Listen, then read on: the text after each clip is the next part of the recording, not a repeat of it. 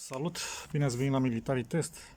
Astăzi vă prezint un briceag. Este o copie după Cold Steel AD15.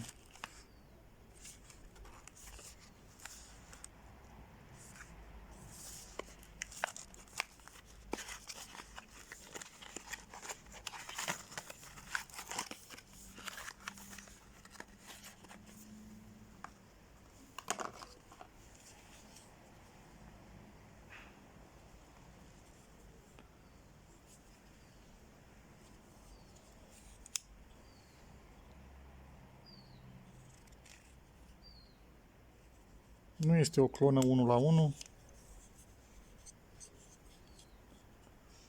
Câteva diferențe majore. Plăselele și partea de sus este la acest model este din plastic. La varianta originală este din G10. Pe clips nu este gravat Cold Steel. Clipsul se poate muta de pe o parte pe cealaltă.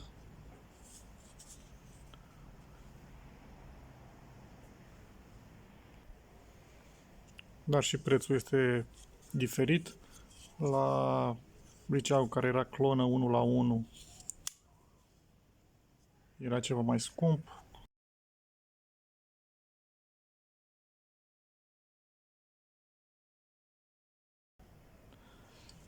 Ca dimensiuni sunt la fel ca la original.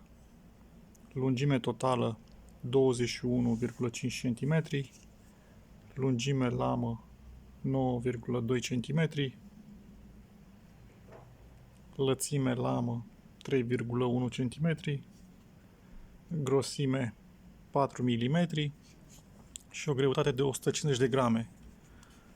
Varianta originală are 190 de grame. Tocmai diferența de greutate este de la plăsele și de la bara din spate.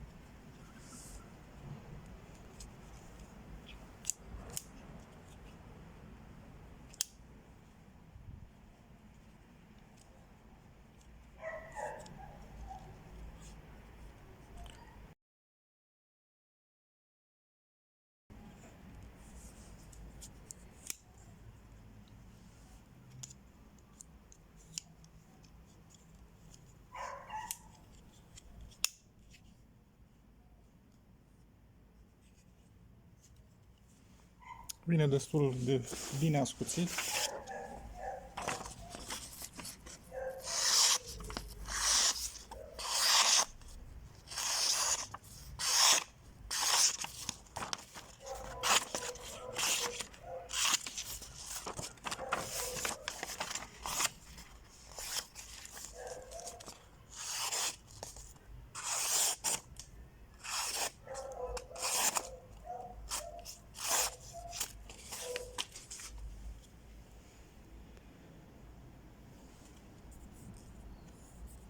Lama este lucioasă.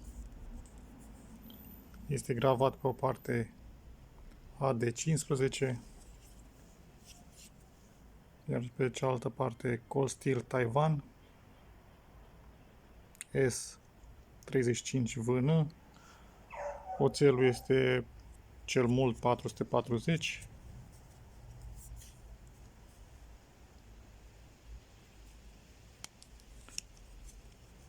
Nu este un briceag rău, având în vedere și prețul.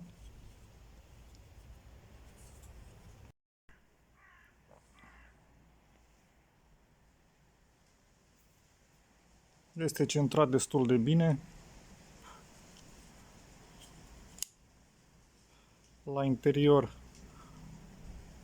are plăcuțe metalice, iar la exterior are plăsele din plastic.